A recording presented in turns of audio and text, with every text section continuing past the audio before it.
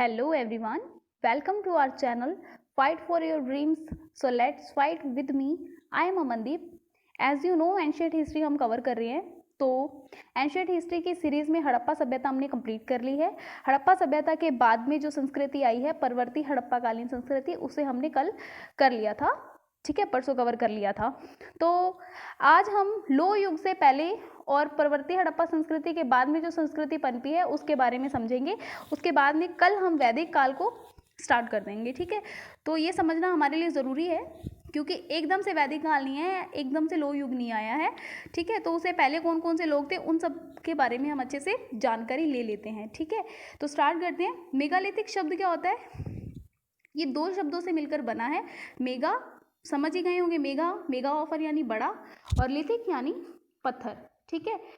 तो मेगालिथिक जो है वो दो शब्दों से जुड़कर बना है। मेगा यानी बड़ा, लिथिक यानी पत्थर। तो इसका मतलब क्या हो गया? मेगालिथिक का अर्थ क्या हो गया? बड़ा पत्थर। तो वस्तुतः मेगालिथिक संस्कृति से जो जुड़े हुए लोग थे उन लोगों ने मृतिक शवाधान के बाद में पश्चात बड़े बड़े पत्थर स्थापित कर दिए। कहने का मतलब ये है कि जो मेगालिथिक संस्कृति से जुड़े हुए जो लोग थे उन्होंने शवाधान के बाद में, ठीक है, जब किसी मृतक को उन्होंने दफना दिया, उसके दफनाने के बाद में वहां पर बड़े बड़े पत्थर स्थापित कर दिए। मान लीजिए कि यहाँ पर एक शव को दफना दिया, अब इसके चारों तरफ इन्होंने बड़े बड़े पत्थर, जरूरी नहीं है कि ये चौरस हो सकता है, बड़े बड़े गोल पत्थर भी स्थापित कर देते थे, जिससे क्या होता था, पहचान रहती थी कि यहाँ पर एक क्या है, शव को दफनाया गया था। तो इस संस्कृति की यह विशेषता है कि मेगालिथिक संस्कृति से जुड़े लोगों ने क्या किया, मृतक शवाधान के पश्चात बड़े बड़े पत्थर स्थापित कर दिए। कहाँ पर स्थापित किए? इन्होंने घर से बाहर, घर के अंदर नहीं। ताम्रपाषाणिक और नवपाषाणिक कालीन जो संस्कृति के लोग थे उन लोगों ने अपने घरों के अंदर ही, हड़प्पा सभ्यता की बात नहीं कर रही हूँ मैं, पाषाणिक संस्कृति के और ताम्र पाषाणिक संस्कृति से जो जुड़े लोग थे उन लोगों ने घरों के अंदर ही मृतक समाधान बनाए थे, ठीक है, मृतक शवाधान बना रखे थे। लेकिन मेगालिथिक संस्कृति से जो जुड़े हुए लोग थे उन्होंने अपने नगरों से कब्रों को क्या रखा, अलग रखा, ठीक है। हमें कितने प्रकार के बड़े पत्थर मिल रहे हैं? 40 प्रकार के बड़े पत्थर मिल रहे हैं, ठीक है। 40 अलग अलग प्रकार के बड़े पत्थर मिल रहे हैं, ठीक है। कुछ इस डिज़ाइन के हैं, कुछ गोल है, कुछ अंडाकार है, ठीक है, और कुछ यूं इस तरीके से कटे हुए, ठीक है, यूं इस तरीके से 40 प्रकार के अलग अलग बनाए हुए हैं। तो इनमें से जो बड़े पत्थर है वो बड़े पत्थर क्यों रखे हुए हैं? कुछ के नीचे तो कब्रें हैं, कुछ बड़े पत्थरों के नीचे तो कब्रें हैं, लेकिन कुछ मेगालिथिक के नीचे कब्रें नहीं हैं। मेगालिथिक क्या है? कब्र विहीन है। आई होप ये पॉइंट आपको समझ आ गया होगा कि इनमें से जो मेगालिथिक है, बड़े पत्थर है, वो कब्रयुक्त है, यानी उन बड़े पत्थरों के नीचे कब्रें, ठीक है। लेकिन कुछ मेगालिथिक क्या है? कब्र विहीन है, उनके नीचे कब्रें नहीं है, उन बड़े पत्थरों के नीचे। आरंभ में कुछ कब्रों के आधार पर ही अपने क्या करे थे, मेगालिथिक संस्कृति का नाम दिया गया था, कब्रों के आधार पर, ठीक है। कोई हमने संस्कृति नहीं देखी उनकी, कुछ हमने आर्थिक व्यवस्था नहीं देखी, सामाजिक व्यवस्था नहीं देखी, ठीक है। हमने कब्रों के आधार पर मेगालिथिक संस्कृति का नाम दिया था। लेकिन महापाषाण संस्कृति में उनके निवास स्थल और उनके जीवन स्थल को भी क्या कर लिया, शामिल कर लिया, ठीक है। मेगालिथिक के अंदर तो केवल क्या किया था, कब्रों का आधार बना था, लेकिन महापाषाण संस्कृति के अंदर क्या ले लिया, निवास स्थल और उनके जीवन स्तर को भी शामिल कर लिया। आई होप महापाषाण संस्कृति, मेगालिथिक एक तो आ गई अकेली मेगालिथिक जिसको बोलते हैं मेगालिथिक पीरियड, लेकिन यहाँ पे हमने क्या बोला है, महापाषाण यानी मेगालिथिक, महा यानी बड़ा, मेगा यानी महा, और लिथिक यानी पाषाण यानी पत्थर, लेकिन साथ में हमने क्या जोड़ दिया, संस्कृति। और महापाषाण संस्कृति के अंदर हमने क्या लिया, केवल कब्रें नहीं ली, उनके निवास स्थल और उनके जीवन स्तर को भी शामिल कर लिया, ठीक है। वर्तमान में मेगालिथिक शब्द एक संस्कृति बोध कराती है, ठीक है।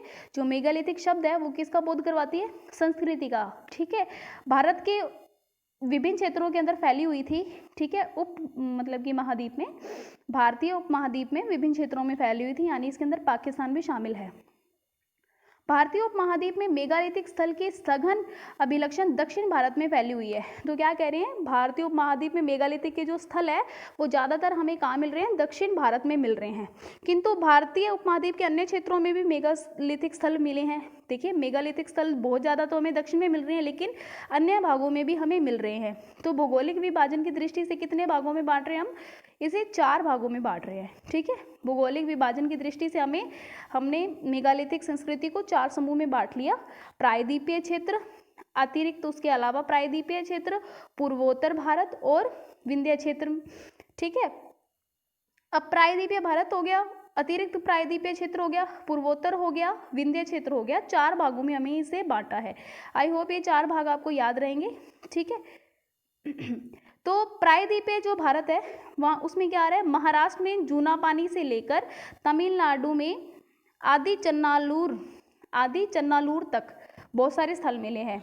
ठीक है, प्रायद्वीपीय भारत में कहाँ से, महाराष्ट्र से लेके जूनापानी से, महाराष्ट्र के जूनापानी से और तमिलनाडु के आदि चन्नालूर तक बहुत सारी जगह मिली है।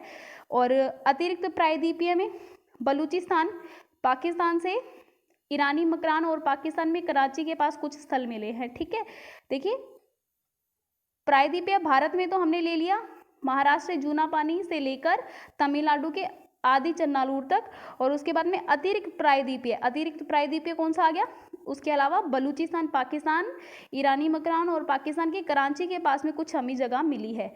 ठीक है, उसके अलावा हमें जयपुर के पास देवासा, ठीक है, जयपुर के पास देवासा, फतेहपुर सिकड़ी के पास में खेड़ा से भी मेगालिथिक स्थल प्राप्त हुए हैं। आपको याद रहेगा ये पॉइंट। ठीक है, ओके। विंध्य क्षेत्र में हमें क्या मिल रहा है, इलाहाबाद के बांदा, मिर्जापुर, वाराणसी से स्थल मिल रहे हैं। ठीक है, और पूर्वोत्तर भारत में मणिपुर से विंध्य के पास में कहाँ मिल रहे हैं, इलाहाबाद, बांदा, मिर्जापुर और वाराणसी से। अतिरिक्त प्रायद्वीपीय क्षेत्र में बलूचिस्तान, ईरानी मकरान और पाकिस्तान में कराची से। और प्रायद्वीपीय महाराष्ट्र से लेकर तमिलनाडु तक। ठीक है, महाराष्ट्र के जूनापानी से तमिलनाडु के आदि चन्नालूर तक। आई होप ये पॉइंट आपको अच्छे से याद रहेगा। तो अब तक कितने स्थल हमें मिल गए हैं मेगालिथिक से, 1500 स्थल प्रकाश में आए हैं, 1500 स्थल मिले हैं, लेकिन 100 की खुदाई हुई है। ठीक है, 1500 मिले हैं, 100 की खुदाई हुई है सिर्फ। ठीक है, तो अब इसकी विशेषताएं हम समझ लेते हैं मेगालिथिक संस्कृति की। देखिए मेगालिथिक संस्कृति कोई एक संस्कृति नहीं है कि हम बोले कि ये सिर्फ एक संस्कृति है, ये कई क्षेत्रीय संस्कृतियों हुआ। जैसे हमने अभी 4 क्षेत्रों में इसको डिवाइड किया था ना, प्रायद्वीपीय, ठीक है, क्षेत्र, अतिरिक्त प्रायद्वीपीय क्षेत्र, विंध्य क्षेत्र और उत्तर पूर्वोत्तर भारत। ठीक है, ये 4 क्षेत्र थे, तो ये कई संस्कृतियों का प्रतिनिधित्व करती है। फिर इसके कालक्रम में भी एक नहीं, मतलब हर जगह पर ये एक साथ में नहीं पनपी है, जैसा कि हमने हड़प्पा वाली संस्कृति में सभ्यता में देखा था। इसके कालक्रम भी एक नहीं है, लगभग 1300 ईसा पूर्व के आरंभ से लेकर 5वीं सदी तक, और इसके बाद तक ये पहुंच जाती है। कब से, मतलब कि इसकी स्टार्टिंग हो रही है 1300 ईसा पूर्व से, और ये कब तक चलती रही है, 5वीं सदी ईसा पूर्व तक चली है, लेकिन उसके बाद तक भी चली जाती है। ठीक है, उदाहरण के लिए क्या देख लेते हैं अपने, कश्मीर का बुर्ज होम, ठीक है, गुफराल और बेलन घाटी में मेगा स्थल जो थे, मेगालिथिक स्थल, वो पहले अस्तित्व में आए थे। ठीक है, उत्तर भारत की बात हो रही है यहाँ पर। इधर तो मेगालिथिक स्थल पहले आए थे, लेकिन दक्षिण के अंदर मेगालिथिक संस्कृति का आगमन 1100 ईसा पूर्व में हुआ। यहाँ पर तो हुआ 1300 में, और लेकिन दक्षिण भारत में कब हुआ, 1100 ईसा पूर्व, और इसके बाद में इसका उदय हुआ है। आई होप ये पॉइंट आपको अच्छे से समझ आ गया होगा। ठीक है, क्लियर है आपको ये बात। ओके, चलते हैं नेक्स्ट पॉइंट पर। मेगालिथिक संस्कृति प्रभाव को दर्शाती है, क्षेत्रीय प्रभाव को दर्शाती है। ठीक है, जैसा कि हम देखते हैं मेगालिथिक के निर्माण को क्षेत्रीय स्तर पर उपलब्ध होने वाले कच्चे मालों में प्रभावित किया है, कच्चे माल में भी प्रभावित किया है। ठीक है, किंतु साथ ही मेगालिथिक संस्कृति पर भारी प्रभाव भी माना जा सकता है। देखिए क्या कह रहे हैं, मेगालिथिक संस्कृति पर क्षेत्रीय प्रभाव पड़ा था। ठीक है, क्योंकि पत्थर बहुत ज़्यादा पहाड़ों के पास में उपलब्ध होते हैं, नदियों के पास में उपलब्ध होती है, तो ये संस्कृतियाँ ज़्यादातर नदियों के पास में ही पनपी है। ठीक है, तो जैसा कि हम देखते हैं मेगालिथिक के निर्माण को क्षेत्रीय स्तर पर उपलब्ध होने वाले कच्चे मालों ने प्रभावित किया है, लेकिन क्षेत्रीय स्तर के अलावा इस पर बाहरी प्रभाव भी पड़ा है। मध्य एशिया का ज़्यादा प्रभाव पड़ा है। ठीक है, कैसे कि मेगालिथिक के जो लोग थे वो मध्य एशिया के संपर्क में थे, वे घोड़े का उपयोग करते थे। देखिए हड़प्पा सभ्यता के लोग घोड़े से परिचित नहीं थे, ठीक है, ये लोग घोड़े से परिचित थे, उपयोग करते थे घोड़े का। फिर कब्रों से जो सामग्री पाई गई है वो मध्य एशिया के संपर्क को दर्शाती है, क्योंकि वो जो सामग्रियां हैं वो हो सकता है हमारे भारत में उपलब्ध ना हो। आई होप ये पॉइंट समझ आ गया। एक बार रिवाइज कर देते हैं कि जो मेगालिथिक संस्कृति है वो कोई एक संस्कृति को नहीं दर्शाती, बहुत सारी कई क्षेत्रों की संस्कृतियों का प्रतिनिधित्व करती है, लेकिन सभी संस्कृतियां हर जगह पर, ये वाली संस्कृति एक टाइम पर नहीं पनपी है। उत्तर भारत में ये संस्कृति 1300 ईसा पूर्व में आ गई, लेकिन दक्षिण में 1100 तक आई है और उसके बाद तक भी आती रही है, ठीक है। दूसरा पॉइंट इसका क्या था कि इसके अंदर क्षेत्रीय प्रभाव को दर्शाया गया है, क्योंकि कच्चे माल ने भी क्या किया है, क्षेत्रीय प्रभाव को प्रभावित किया है, ठीक है। फिर उसके अलावा भारी प्रभाव भी पड़ रहा है, कैसे, घोड़े से ये परिचित है और ये जो दफनाने में जो सामग्रियों का प्रयोग किया गया है वो मध्य एशिया से क्या बताती है, इनका संपर्क दर्शाती है, ठीक है। मेगालिथिक संस्कृति की सामाजिक संरचना को हम देखते हैं अब। देखिए ये एक विभाजित समाज था, ठीक है। क्यों विभाजित था, बटा हुआ था उच्च वर्ग और निम्न वर्ग के अंदर, ठीक है, विभाजित समाज था। कैसे, उच्च वर्ग और निम्न वर्ग, आप ये मत सोचिए कि मैं कोई जाति के आधार पे कह रही हूँ, जैसे एक शासक वर्ग हो गया और एक उत्पादक वर्ग हो गया, ठीक है, वो मैं कहना चाहती हूँ। मेगालिथिक संस्कृति की सामाजिक संरचना पर दृष्टिपात करने पर यह ज्ञात होता है कि एक विभाजित समाज था, ठीक है। बड़ी संख्या में युद्ध उपकरणों का पाया जाना यह सिद्ध करता है कि संसाधनों पर नियंत्रण स्थापित करने के लिए नियंत्रण युद्ध होते रहते थे। अब आपको ये बात मेरी समझ आ रही होगी कि क्या कह रही हूँ मैं, कि संसाधनों पर नियंत्रण करना है, यानी यहाँ पर कृषि की जो अवस्था थी वो काफ़ी बेहतर थी, काफ़ी अच्छी थी, ठीक है ना। इसीलिए तो संसाधनों पर नियंत्रण करने के लिए क्या यूज़ कर रहे हैं, युद्ध उपकरणों का प्रयोग कर रहे हैं, ठीक है। फिर मेगालिथिक के निर्माण में जो संसाधन और श्रम को संगठित हो रहा है, मतलब कि अब मेगालिथिक बड़े बड़े पत्थरों को जो बनाने में जो श्रम लग रहा है और जो संसाधन लग रहे हैं वो क्या दर्शाते हैं कि वहाँ के लोग क्या थे, धनी थे, ठीक है ना, धनी थे वहाँ के लोग। वे बेहतर किस्म के मेगालिथिक का निर्माण करवाते थे, बड़े पत्थरों का निर्माण करवाते थे, जैसे ये डिज़ाइन बता रही हूँ ना मैं, ये इस प्रकार के डिज़ाइन बनवाते थे। इसके अतिरिक्त मेगालिथिक में रखी जाने वाली, यानी कब्रों के अंदर रखी जाने वाली जो सामग्रियाँ थी, किसी सब कब्र के अंदर महंगी सामग्री है, किसी के अंदर महंगी नहीं है, तो जिससे क्या पता चलता है, सामाजिक विभाजन का स्पष्ट रूप दिखाई देता है, ठीक है। आई होप ये आपको समझ आ गया होगा, ठीक है। और लोगों ने क्या कर लिया था, समाज में मृत्यु के बाद जीवन की परिकल्पना कर ली थी। आई होप समझ आ गया होगा। समाज जो था विभाजित था, ठीक है। युद्ध के उपकरणों से क्या पता चलता है, संसाधनों पर नियंत्रण किया जाता था और यहाँ पर कृषि की बेहतर अवस्था थी, ठीक है। चलते हैं नेक्स्ट पॉइंट पर।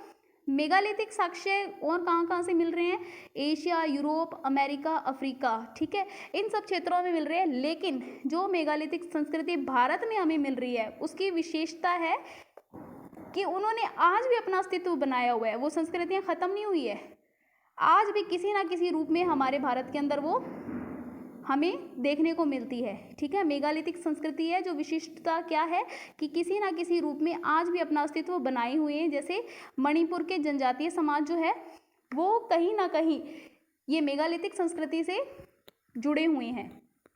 आई होप ये पॉइंट आपको समझ आ गया होगा। एक एग्जाम्पल मैं आपको देती हूँ, अपने जो दक्षिण भारत के अंदर पोंगल त्यौहार बनाया जाता है, जो पोंगल त्यौहार बनाया जाता है उसके अंदर क्या काफ़ी सारे एक बड़ा सा बना दिया जाता है ना, वो ढेर बना दिया जाता है जैसे उपलों का, और उसको जला दिया जाता है ना। तो वो संस्कृति कहाँ से आई है, टेरी समूह से आई है, टेरी समूह से, मैंने आपको ये नाम बताया हुआ है, टेरी समूह से आई है। क्योंकि उस वक्त वो लोग क्या करते थे, बारिश के मौसम में जो जानवरों को एक तबले के नीचे इकट्ठा कर देते थे, ये क्या बोलते हैं इसको शायद आप समझ गए होंगे, ठीक है, उसके नीचे कर देते थे बारिश के टाइम पर, ठीक है। और गोबर क्या होता था, एक जगह पर इकट्ठा कर देते, और जब बारिश का मौसम खत्म हो जाता था तो उस गोबर के ढेर को जला देते थे। उसके साक्ष्य हमें कहाँ से मिलते हैं, तमिलनाडु से मिलते हैं, और आज भी उस प्रकार का त्यौहार तमिलनाडु में मनाया जाता है। तो वही बात कह रही हूँ मैं कि मणिपुर के जनजातीय जो समाज है वो कहीं ना कहीं किससे संबंधित है, मेगालिथिक संस्कृति से संबंधित लोग हैं। ठीक है, मेगालिथिक संस्कृति का आर्थिक आधार क्या था, वो आर्थिक आधार क्या था, नवपाषाण और ताम्रपाषाण की तुलना में ज़्यादा विकसित था, क्योंकि यहाँ पर क्या था, कृषि का जो विकास हुआ था वो बेहतर हो गया था इन दोनों कालों से, नवपाषाण काल से और ताम्रपाषाण काल से कृषि का बेहतर विकास हुआ था। ठीक है, तो हम दक्षिण भारत में मेगालिथिक संस्कृति पर दृष्टिपात करते हैं तो हमें पता चलता है कि दक्षिण भारत में, ठीक है, दक्षिण भारत में मेगालिथिक संस्कृति के लोगों ने सबसे पहले धान की खेती शुरू की थी। देखिए, मैं उत्तर भारत की बात नहीं कर रही हूँ, मैं दक्षिण भारत की बात कर रही हूँ। दक्षिण भारत में सबसे पहले धान की खेती किसने की, मेगालिथिक संस्कृति के लोगों ने की। ठीक है, और ये लोग क्या करते थे, कृत्रिम सिंचाई का भी उपयोग करते थे। धातु के रूप में वो क्या यूज़ करते थे, कांसा यूज़ करते थे। ठीक है, कांसा यूज़ करते थे, तांबा यूज़ करते थे, सोने के अलावा लोहे का भी उपयोग करते थे। देखिए, लोहा आ गया है। ठीक है, जब हम हड़प्पा सभ्यता और परवर्ती हड़प्पा संस्कृतियां पढ़ रहे थे तब तक लोहा नहीं आया था। अब लोहे का प्रचलन स्टार्ट हो गया है और आगे चलकर क्या होगा, लोहे की बढ़ोतरी होगी, जिससे क्या होगा, गंगा यमुना के दोआबों में और संस्कृतियों का क्या होगा, विकास होगा। ठीक है, और नगरों की स्थापना होगी लोहे की वजह से। दक्षिण भारत में ही लोगों ने लोग क्या थे, दक्षिण भारत में देखो धान उगाने वाले लोग थे और सबसे पहले लो का यूज़ करने वाले कौन थे, मेगालिथिक संस्कृति के लोग थे। आई होप ये पॉइंट आपको अच्छे से समझ आ गए होंगे। तो जो इम्पोर्टेंट प्लेसेस हैं, ठीक है, जो इम्पोर्टेंट प्लेस है अपने महापाषाण काल से संबंधित, उन सभी प्लेस को अपने देख लेते हैं और उसकी जो विशेषताएं हैं उसको समझ लेते हैं। सबसे पहले हम देखेंगे कराची। ठीक है, कराची ये दिया हुआ है यहाँ पर। ठीक है, कराची अपने समझ लेते हैं। कराची आपको पता है पाकिस्तान में है। ठीक है, पाकिस्तान में कराची है यहाँ पर। ठीक है, यहाँ पर है कराची। तो कराची पाकिस्तान के दक्षिण में स्थित है। ठीक है, दक्षिण में। अब ये देखिए यहाँ पर सागर के पास में है ये, इसको क्या बोलते हैं, बंदरगाह नगर बोलते हैं इसको, बंदरगाह नगर है ये। ठीक है, यहाँ से अपने को क्या मिल रही है, कब्रें। कब्रें ही तो है ये, महापाषाण कालीन से संबंधित ज़्यादातर क्या है, कब्रें। तो यहाँ से हमें क्या मिल रही है, कराची से कब्र। क्लियर है, याद रहेगा, बंदरगाह नगर है, कराची पाकिस्तान के दक्षिण में स्थित है। ठीक है, यहाँ से बड़ी संख्या में हमें महापाषाण कालीन क्या मिली हैं, कब्रें मिली हैं, जो क्या बताती हैं कि अरब के प्रायद्वीपीय क्षेत्रों में क्या थी, महापाषाण कालीन जो संस्कृतियाँ थी वो यहाँ पर पनपी थी। ओके, पॉइंट याद रहेगा। अब बात करते हैं हम देवसा की। ठीक है, देवसा कहाँ है, राजस्थान के राज्य के जयपुर जिले में स्थित है देवसा। ठीक है, यहाँ पर है देवसा। यहाँ से हमें क्या मिल रहे हैं, यहाँ से हमें महापाषाण कालीन संस्कृति से संबंधित मृद भांड मिलते हैं। जयपुर से देवसा से क्या मिल रहे हैं, महापाषाण कालीन मृद भांड मिल रहे हैं, काले और मृद भांड और कब्रें भी मिल रही है। ठीक है, ओके, याद रहेगा आपको। उसके अलावा यहाँ पर गुलाबी नगरी है ना जयपुर, तो गुलाबी क्वार्टजाइट पत्थर का यूज किया था, क्वार्टजाइट पत्थर का यूज किया गया था। ठीक है, ये क्वार्टजाइट पत्थर हमने पूरा पाषाण काल में समझा था। ठीक है, तो ये क्वार्टजाइट पत्थर गुलाबी रंग का कहाँ यूज हो रहा है, देवसा में, जयपुर में स्थित है। ठीक है, देवसा जयपुर, राजस्थान के जयपुर में स्थित है। यहाँ से हमें मृद भांड मिल रहे हैं काले और लाल रंग के और कब्रें तो मिल ही रही है, महापाषाण काल की बात कर रहे हैं। उसके अलावा क्वार्टजाइट पत्थर का यूज किया है, जिससे क्या बनाया हुआ इन्होंने, हस्त कुठार बनाए हैं। ठीक है, क्या बनाए हैं इन्होंने, हस्त कुठार। याद रहेगा देवसा। ओके, उसके बाद में हम देखते हैं खेड़ा। ठीक है, ये यूपी में है। ठीक है, खेड़ा।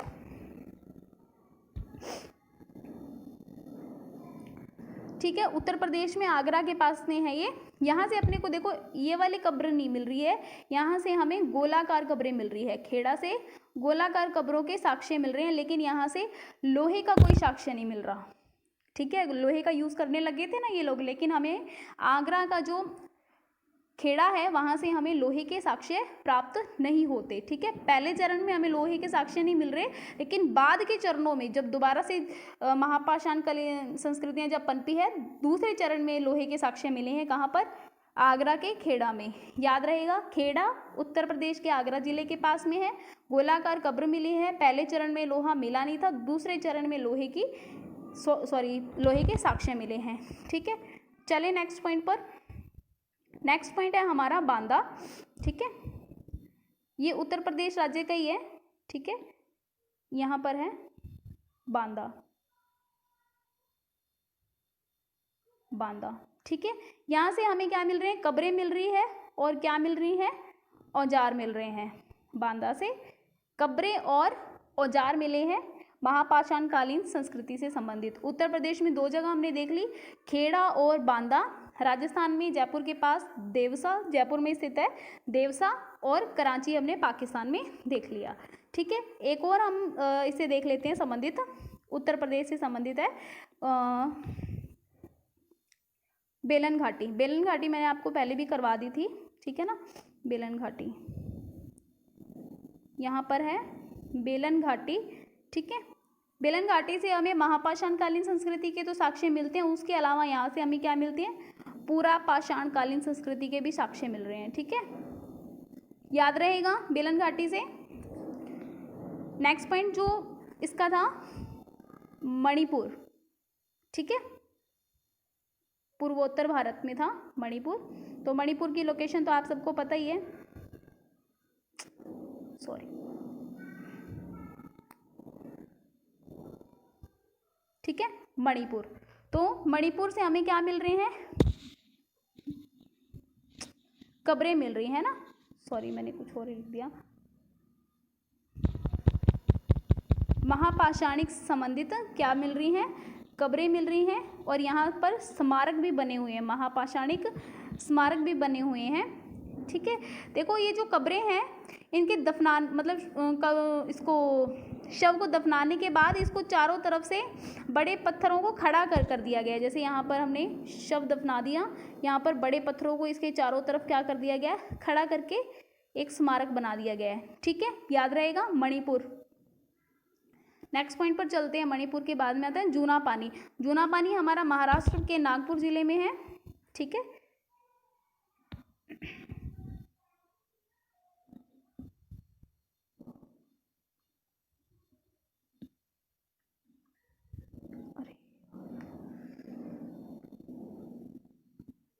यहाँ पर है जूना पानी, महाराष्ट्र के नागपुर जिले में है। ठीक है, यहाँ से हमें क्या मिला है, 300 पत्थरों से घिरी हुई कब्र पाई गई है। यहाँ से जूना पानी से 300 पत्थरों से घिरी हुई कब्र पाई गई है। और यहाँ पर हमें क्या मिल रहा है, इसके अलावा घोड़े से वो परिचित है ना, तो ये जूना पानी से घोड़े के दफनाए जाने के साक्ष्य मिल रहे हैं, हमें घोड़े के दफनाए जाने के साक्ष्य मिल रहे हैं। यहाँ पर जो कब्र मिली है वो 300 पत्थरों से घिरी हुई कब्र है, याद रहेगा आपको।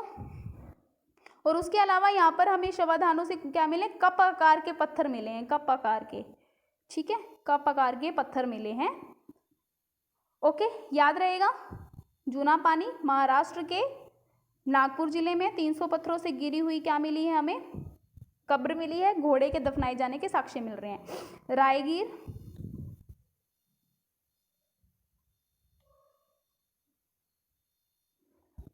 ठीक है, ये तेलंगाना में स्थित है रायगीर। ठीक है, यहाँ पर है रायगीर। और देखो यहाँ से हमें क्या मिल रही है, जैसे कब्र हमें मिली थी मणिपुर से। ठीक है, मेनहीर प्रकार की कब्र मिली है, मेनहीर प्रकार की कब्र, जिसके अंदर क्या है, कब्र को शव को दफना के इसके चारों तरफ पत्थरों को खड़ा करके क्या बना दिया जाता है, स्मारक बना दिया जाता है। ठीक है, तो ये हमें कहाँ से मिल रही है, तेलंगाना के जिले से। ठीक है, याद रहेगा आपको, रायगीर तेलंगाना में एक जिला है, वहां पर ये स्थित है, गोदावरी नदी के पास में। ठीक है, गोदावरी नदी के पास में, ये गोदावरी नदी आपको दिख रही होगी। ओके, नेक्स्ट पॉइंट पर चले हम। नेक्स्ट पॉइंट है वीरानम। ठीक है, वीरानम हमारे तमिलनाडु में है। ठीक है, वीरानम है हमारा तमिलनाडु में, यहाँ पर है कावेरी नदी के पास में, ऊपर है कावेरी नदी से थोड़ा। ठीक है, कावेरी नदी के पास में है ये। यहाँ से हमें क्या मिल रही है, व्रताकार रूप के एक साथ कब्रें पाई गई है, व्रताकार वृत्ताकार रूप में एक साथ कई कब्रें पाई गई है। ठीक है, याद रहेगा आपको, वीरानम तमिलनाडु में स्थित है ये। ठीक है, यहाँ से हमें क्या मिली है, वृत्ताकार रूप में एक साथ कब्रें दफनाई गई है, यहाँ पर उसके साक्ष्य मिलते हैं वीरानम से। याद रहेगा। ओके, चलें नेक्स्ट पॉइंट पर। नेक्स्ट पॉइंट है हमारा आदि चन्नालूर। आदि चन्नालूर है ना, ये भी तमिलनाडु में ही स्थित है हमारे। ठीक है, ये है तमिलनाडु में स्थित आदि चन्नालूर। ठीक है, यहाँ से हमें क्या मिल रही है, 50 से ज़्यादा पके हुए मिट्टी के पात्र मिले हैं। ठीक है, 50 से ज़्यादा पकी हुई मिट्टी के पात्र मिल रहे हैं हमें, कहाँ से, आदि चन्नालूर से। याद रहेगा, महाराष्ट्र के जूना पानी से लेकर हमारे जो आदि चन्नालूर तक महापाषाण लोगों ने सुव्यवस्थित प्रकार का यहाँ पर विकास हुआ था। ठीक है, सुव्यवस्थित प्रकार का यहाँ पर विकास किया था। ठीक है, यहाँ से यहाँ तक। ठीक है, तो उसके अलावा बुर्जहोम और गुफराल से भी कई महापाषाणिक साक्ष्य मिले हैं। ठीक है, इन मतलब अपने को सिर्फ लोकेशन देखनी है। ठीक है, महापाषाण काल से संबंधित अगर कोई लोकेशन पूछ लेता है या आपके एग्ज़ाम में आती है तो इसकी लोकेशन हमें पता रहनी चाहिए और आप एक बार रिवाइज कर लेना। ठीक है, अगर आपको जो पॉइंट समझ नहीं आता है आप मुझे कमेंट बॉक्स में बता दिया करें, मैं उसको एक बार फिर से रिवाइज कर दिया करूँगी। अगर आप कहें तो मैं पूरा का पूरा जो हमने महापाषाण ये जो पाषाणिक जो पूरा चैप्टर किया है कंप्लीट, उसको एक बार रिवाइज कर लेंगे। अगर आप कहें तो मैं उस पर एक लेक्चर बना दूँगी। ठीक है, तो I hope you like the video. If yes, don't forget to like, share and subscribe. Thanks for watching. Bye. Take care. Jai Hind.